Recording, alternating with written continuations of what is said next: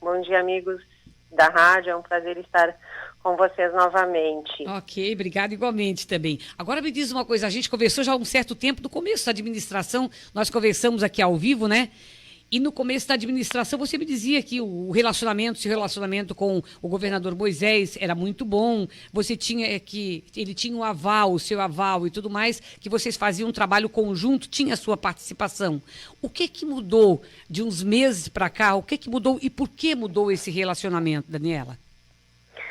Então, Vera, a minha preocupação sempre foi, acima de tudo, o Estado, né? E, de maneira alguma, a minha intenção é gerar qualquer instabilidade que prejudique o Estado de Santa Catarina. Eu acho que a gente tem que, acima de tudo, ser um Estado que inspire as pessoas, aos investidores, enfim, que nós somos um Estado equilibrado, um Estado que não tem qualquer instabilidade, seja de que forma, né, seja da forma que for.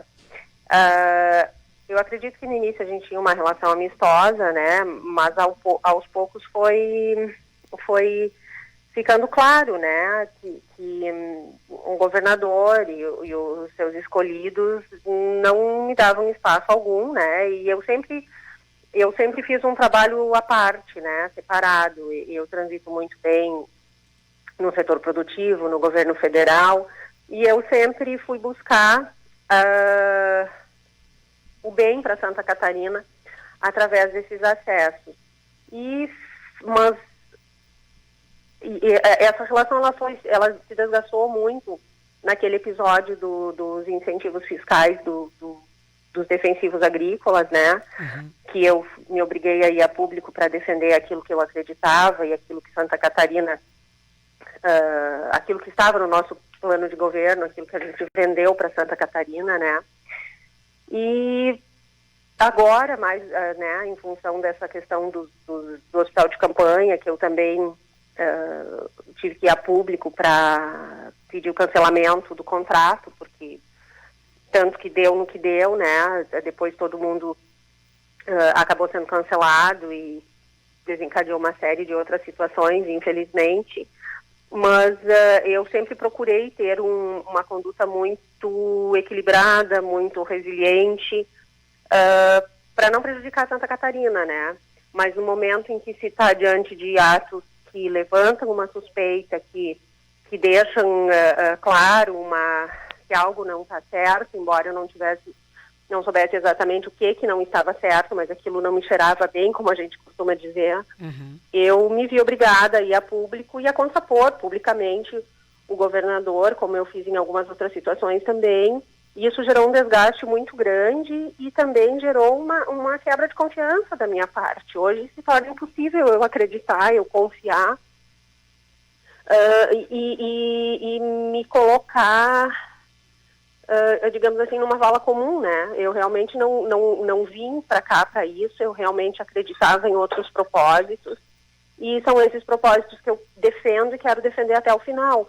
E aí eu fiquei do lado, né, dos que me elegeram, né, o que nos elegeram. E a partir daí foi um silêncio total, né, por parte deles. Uhum. Bom, como é que vocês têm convivido com isso, essas diferenças, a pandemia, a denúncias, ao seu posicionamento contrário também, né? Como você tem colocado aí em várias situações. Como é que vocês têm convivido aí nesse trabalho em termos de administração? A administração, ela segue por si só, né? O governador é que está à frente do processo. Eu sou uma mera coadjuvante, né? Eu sempre quis ser um backup do governador para em caso de necessidade, em caso de férias, enfim. Mas, infelizmente, eu fui colocada não como um backup, mas sim como um step, né? E muitas informações, a maioria das informações não chegava a mim. Então, e me era privada, literalmente, porque eu solicitava informações que não vinham. Enfim, e não existe relacionamento entre governador e vice-governadora hoje. Existe formalidades, quando eu preciso fazer contato, eu faço contato via ajudante de ordens, né? Um trabalha com o outro, nem sempre vem resposta. E com certeza o governador está ocupado com diversos afazeres, né, nesse momento. E eu estou preocupada com tudo que acontece no estado, tentando, buscando não ser surpreendida, embora eu sempre seja, né. E como eu disse, eu estou trabalhando dentro da legalidade, né, cumpro as agendas que eu considero importante. Muitas pessoas que não são ouvidas me procuram, eu ouço, passo para quem é para o responsável, para passar responsável e tento resolver, né? E eu tento também buscar a resolução dos nossos problemas do governo federal, buscar alternativas, como eu tenho feito, e tenho conseguido. Graças a Deus eu tenho esse bom acesso com o governo federal, que tem me atendido, tem atendido Santa Catarina, resolvendo os problemas que a gente tem levado até lá. Pois é, nesse bom relacionamento que você tem com o Bolsonaro, a gente sabe que o governador Moisés permanece do PSL, você já deixou o partido, né? Tem a linha mais do presidente Bolsonaro, e a gente sabe que você pretende se filiar, tão logo seja todo regulamentado aí, a questão de se filiar no novo partido, o Aliança pelo Brasil? Sim, a gente tem trabalhado muito para conseguir os apoiamentos, né? Eu acredito que essa paralisação, esse lockdown que aconteceu no país também foi bastante prejudicial, assim como para a economia, para tudo. Também teve uma influência muito grande na nossa capacidade de seguir recolhendo e protocolar as assinaturas, enfim. Mas a gente está trabalhando para fazer o Aliança, né, que vai ser a representação da direita conservadora no Brasil, e onde a gente continua depositando essas esperanças que nos trouxe até aqui, essa vontade de mudar, né, essa proposta de um Brasil diferente. E eu estou muito alinhada com o presidente da República, ele é o meu líder, né, foi por ele que nós viemos até aqui, através dele que nós chegamos aqui. E hoje ele precisa de todo o nosso apoio para seguir fazendo esse trabalho pelo nosso país e pelo nosso povo, né? E a missão dele, se a nossa missão já é árdua, Vera, imagina a dele, né? Em proporções muito maiores, né? E a gente tem visto diariamente um trabalho excelente que eles têm feito, né? Juntado, e eu acho que é isso que eu gosto muito, assim, eu vou te dar um exemplo, né? Da ministra Damares ontem. E aí também a gente vê a complexidade do nosso país e o tamanho do nosso país, né? Eles conseguiram arrecadar cestas básicas, material de higiene e levaram ontem para a Ilha do Marajó. Então, tipo, eles conseguem, o governo federal consegue, e é isso que eu gostaria que acontecesse aqui, né? Que o governo tivesse essa capacidade de sentar com todos os entes e um ajudando o outro, né? Respeitado a legalidade, respeitado a independência dos poderes, né? Mas pela harmonia que tem que ter entre si. Eles juntaram todas as forças, foram pegaram o navios da Marinha para ir até a Ilha do Marajó, já não vou lembrar quantos dias, mas acho que 3 ou 4 dias navegando dentro do país, né, para chegar naquela ponta tão extrema do nosso país, e fazer o que tem que fazer, atender quem tem que ser atendido. Eu acho que essa é a nossa missão, né, e o nosso estado também é uma complexidade muito grande, a gente está numa situação muito difícil, e a gente precisa levar qualidade de vida para as pessoas, a gente precisa cumprir com os compromissos que a gente assumiu com o povo catarinense, né? Essa questão de proximidade eu acho que é muito bom, inclusive, porque aqui, por exemplo, no estado, a gente recebe reclamação de praticamente todos os prefeitos aqui da falta de comunicação com o governador. O pessoal fala constantemente, eu tenho ouvido todos, e não é apenas são os prefeitos, acho que 90% dos prefeitos aí reclamam da falta de comunicação, da falta de espaço, de chegar próximo ao governador para colocar de perto ali as necessidades de cada município. Eu tenho ouvido muito essa reclamação também e eu tenho procurado dar toda a atenção possível, mas o que eu faço é ser uma intermediária, né? Eu faço a intermediação, e eu faço chegar, foi criada a Central de Municípios também para dar um atendimento diferenciado para os municípios. E eu fico muito triste quando não acontece essa comunicação, porque a gente, acima de tudo, a gente precisa entender que a gente está aqui para servir o povo catarinense, para atender as prefeituras, até porque o discurso do governador é um discurso de um governo municipalista, né? Então é impossível que se chegue na ponta, que se chegue lá no município sem essa comunicação. Exatamente, né? sem estar junto. Isso é muito triste, isso é algo que precisaria ser evitado, até porque nós temos um estado muito diferenciado dos demais, onde todas as nossas 6 macro-regiões são desenvolvidas, né? Evidentemente que a gente tem muito trabalho para fazer, mas a gente tem uma força muito pujante em todas as nossas regiões, de uma importância econômica também para o Estado, que não pode ser de maneira alguma negada, né? E as pessoas não têm esse acesso, isso é muito...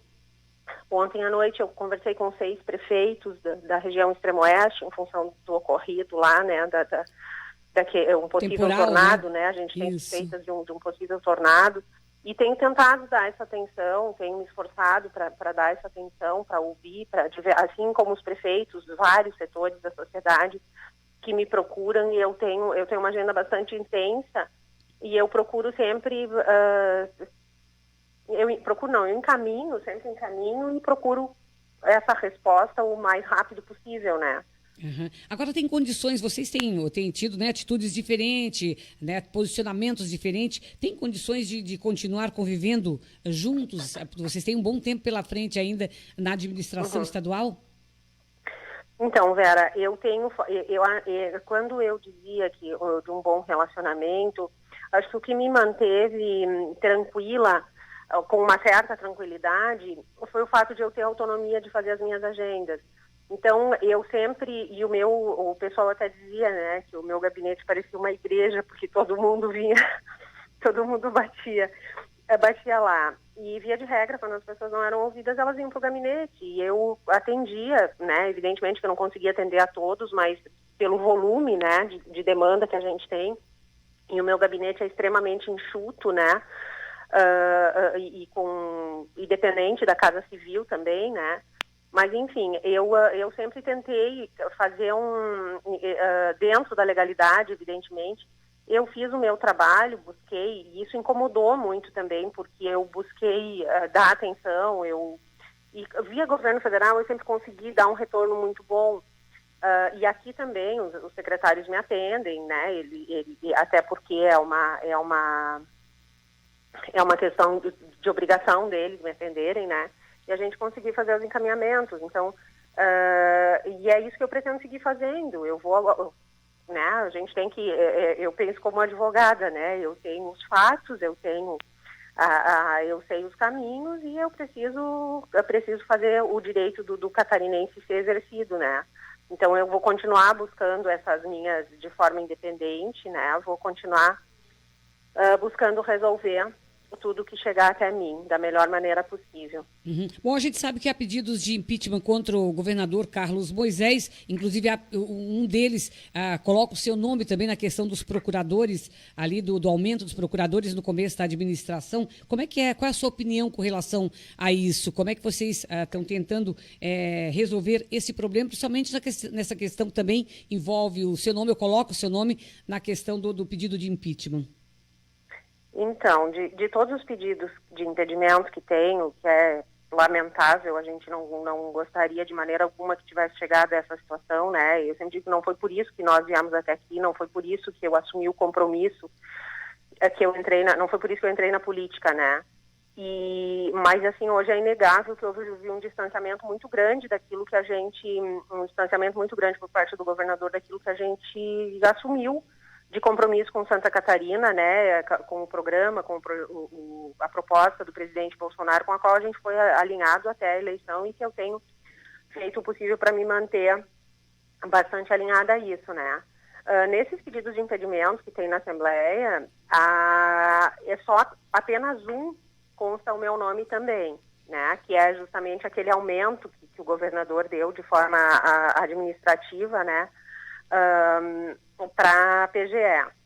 E eu teria entrado nesse pedido como numa espécie de continuidade delitiva, né? Como se eu tivesse continuado o ato do governador. Uhum. E isso não existe, até porque o meu prazo, durante os 10 dias que eu estive no governo, eu pedi explicações, e as explicações chegaram, e não houve tempo hábil de eu fazer qualquer ação, porque eu saí do governo, né? Naquele prazo. Então, eu também de qualquer forma, eu ainda teria, o meu prazo continuava aberto no momento em que eu deixei de ser governadora. E não existe tipificação, não é típico essa continuidade delitiva, como se eu tivesse continuado o ato do governador ou respeito o ato do governador, né? Então, esse é o único processo no qual eu acho que é uma totalmente descabido, eu não tive qualquer participação, qualquer decisão, né? Ou qualquer ação, e também não agi de má fé, não houve nada da minha parte que justificasse esse pedido, né? Uhum. Mas eu também não... É uma questão que a gente tem que aguardar, né? Eu confio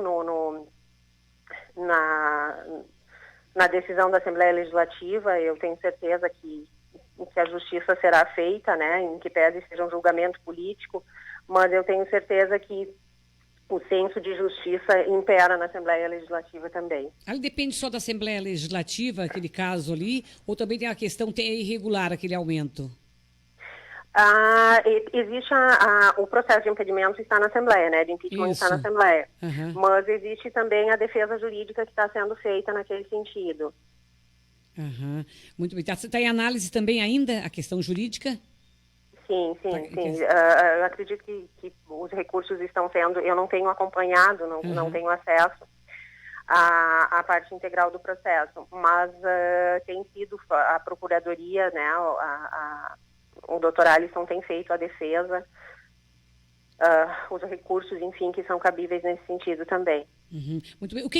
Como vice-governador, o que você espera agora da atual administração daqui para frente? Nós temos tido várias denúncias e tudo mais nessa questão, principalmente de pandemia. Tem pessoas que já foram presas do governo do Estado e tudo mais. O que você espera, Daniela, a partir de agora do governo do Estado?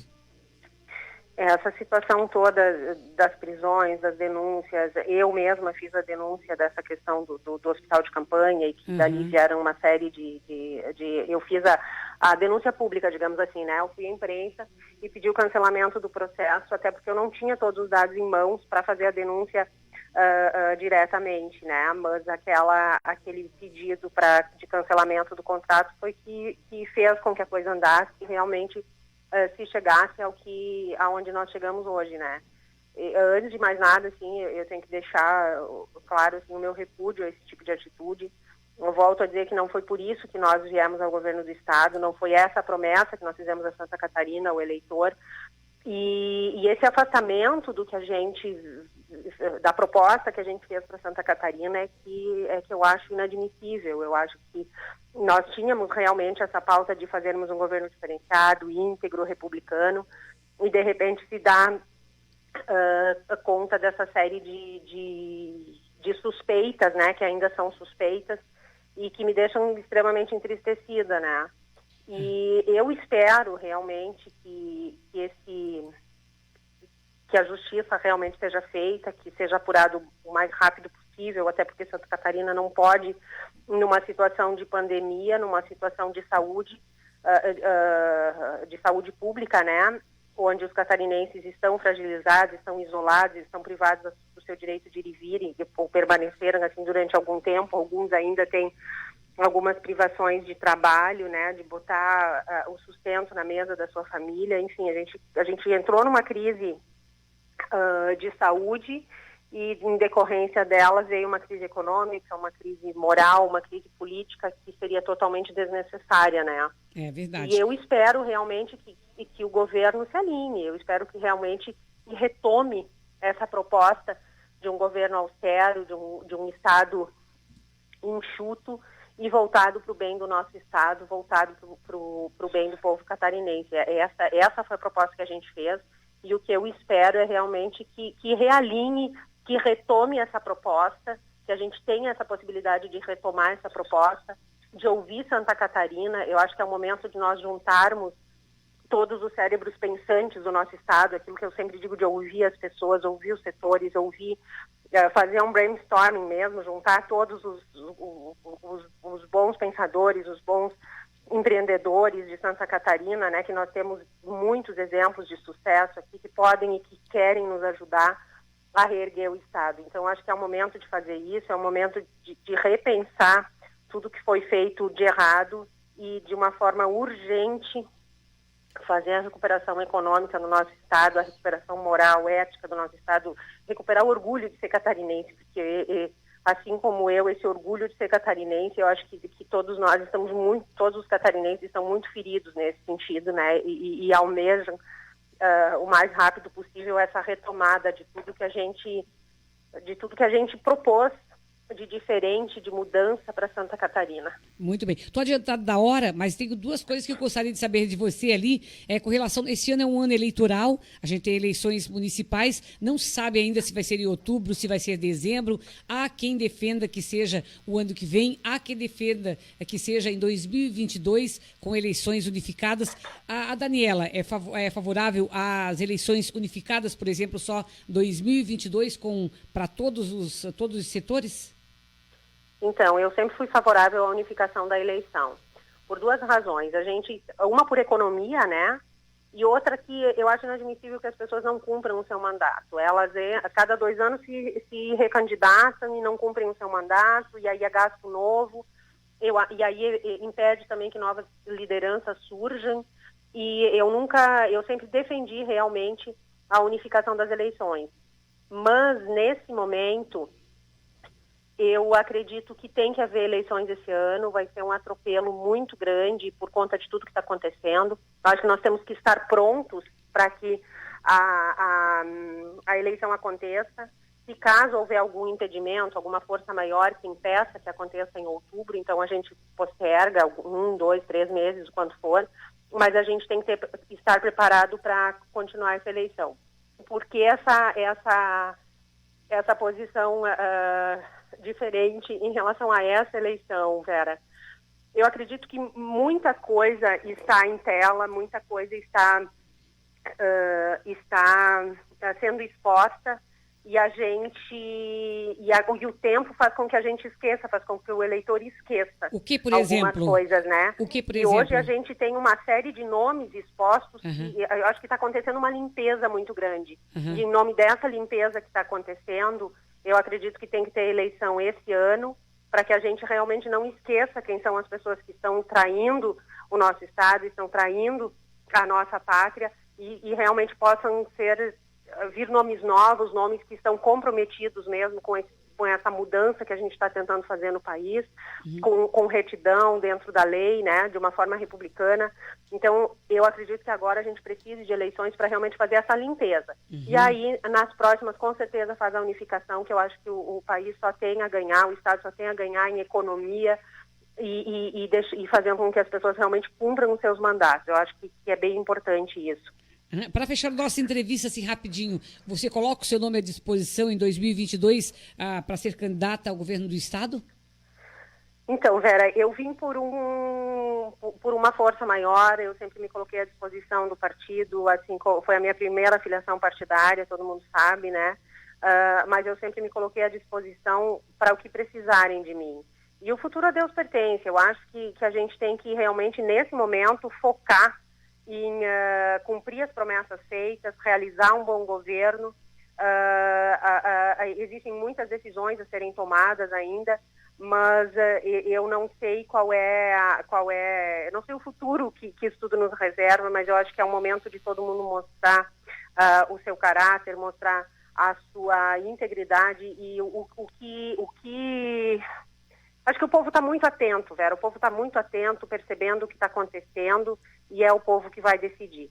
Eu vou estar sempre à disposição em Santa Catarina. Eu acho que no momento que a gente abraça, o pessoal costuma dizer, né, que é uma carreira, enfim, uma doação. Eu tenho como missão que tem entrada, mas não tem saída, né? E eu vou estar sempre à disposição em Santa Catarina para que o povo é que vai julgar o que eu fiz, o que eu deixei de fazer, e é nisso que eu acredito. Mas eu estou sempre... A minha missão agora é trabalhar e ajudar a resolver os problemas que a gente tem, que não são poucos, né? Isso quer dizer, então, que o seu nome está à disposição, então. Você pode ser uma candidata em 2022. Eu estou à disposição. Eu estarei sempre à disposição do que... Eu acho que não é um trabalho pessoal, não é uma missão pessoal, não é um projeto pessoal. A gente é um trabalho em grupo mesmo, sabe? É uma missão em grupo. e o que o grupo decidir, o que Santa Catarina e o partido, não sei em que partido eu vou estar, está tudo muito indefinido ainda, né? Mas o que for bom para o nosso estado e para o nosso país, eu estou à disposição para ajudar a fazer.